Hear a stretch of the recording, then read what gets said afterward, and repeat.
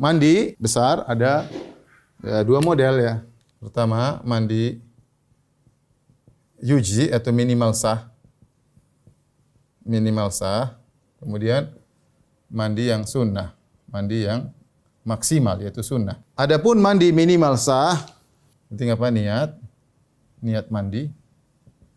Tentu juga ini tadi lupa ya, rukun wudu tentu juga niat ya. Harus ada niat wudu.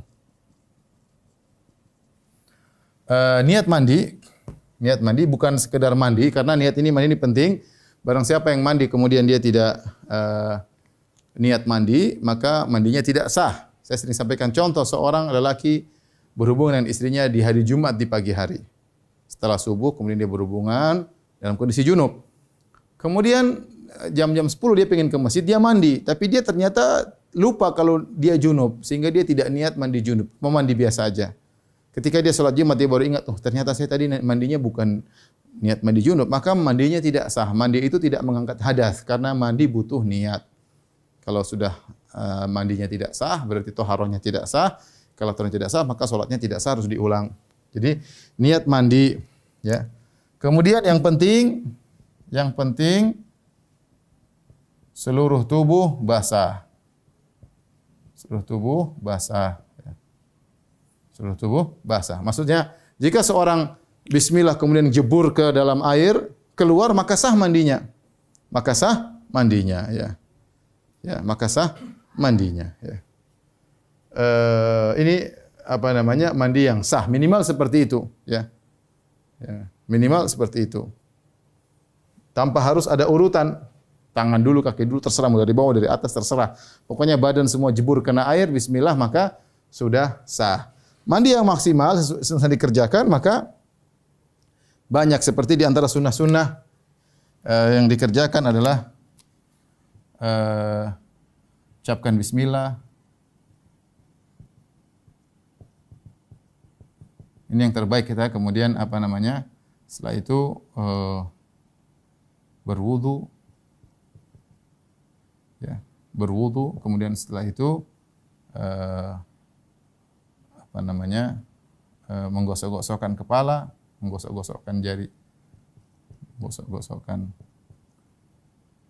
jari-jari di kepala, di kulit kepala, kemudian membasuh atau mengguyur bagian kanan tubuh dulu.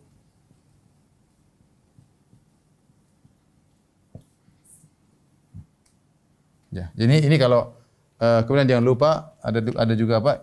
Berkumur-kumur, istinsyak, ya, istinsyak ya, istinsar ya.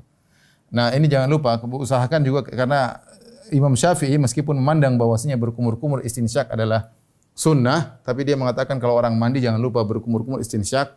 Dia mengatakan siapa yang meninggalkan ini berkumur-kumur istinsyak faqad asaa, maka dia telah berbuat buruk. Tapi tetap sah ya. Tetapi kalau kita bisa mengerjakan sunnah ini semua, yang baik wudu kita kerjakan, berkumur-kumur kita kerjakan, istinsyak kita kerjakan terbaik. Kalau enggak, yang penting kita niat jebur basah semua sudah sah. Ya, ini mandi yang maksimal. Tapi gimana cara prakteknya? Mudah. Jadi kita kalau mandi junub, ya tentunya kita bersih-bersih dulu seluruhnya. Kotoran-kotoran kita bersihkan. Kalau masih ada air mani yang menempel di tubuh kita bersihkan. Kemaluan kita bersihkan.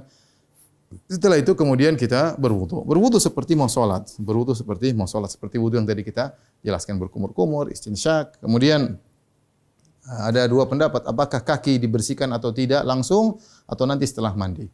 Boleh dua-duanya. Lebih mudah kita wudu selesai semua, kaki semua sudah bersih, baru kemudian kita mandi ya. Kita ambil air kemudian kita gosok-gosokkan kedua tangan di kepala ya supaya kulit kepala semua kena. Ustaz, bagaimana dengan orang yang wanita yang memiliki kuncir atau kepang? Selama airnya masih mengenai kulit kepala maka tidak harus dilepas. Mau lepas boleh tapi tidak dikatakan wajib ya. Kecuali kalau dia kepangnya sangat ini sampai air tidak bisa masuk di sampai kulit kepalanya, maka harus dilepas.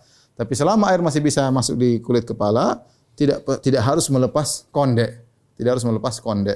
Ingat, wanita tidak harus melepas konde ya. Tapi yang penting air sudah masuk di kulit kepala ya. Kecuali kondenya sangat padat, mungkin pakai mur, pakai apa sehingga nggak bisa dibuka, sehingga akhirnya kulit kepala ketahan tidak bisa kena air, itu maka harus dibuka dalam kondisi demikian. Tapi kalau tidak, maka tidak. Kalau air bisa kena, maka tidak harus ya. Kita kesini ini, kemudian kita guyur badan sebelah kanan, ya. Kemudian 3 kali, sebelah kiri 3 kali, kemudian kita guyur badan seluruhnya 3 kali. Setelah itu selesai. Ya. Jadi mandi junub demikian, sederhana. Ya.